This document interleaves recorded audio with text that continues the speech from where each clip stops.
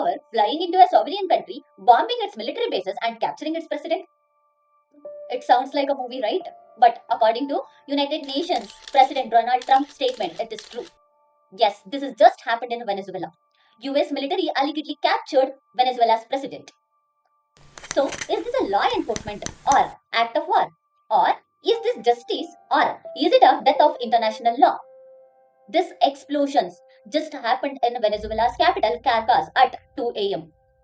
US claims that it was a targeted strike to capture Venezuela's president, accusing him against the narcotic drugs.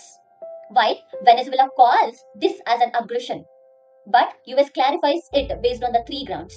Firstly, narcotics. Yes, US blaming or accusing that Venezuela flooding the US with cocaine. Secondly, migration. US claims the Venezuela is pushing criminals into the US.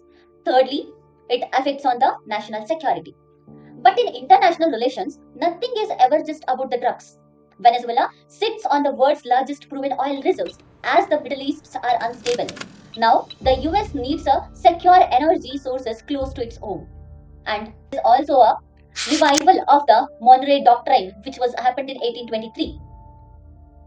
We have a United Charter, which is keeping the peace between the country under the Article 2, Subclause 4 of the United Nations Charters, which prohibits the use of force against the territorial integrity of any state.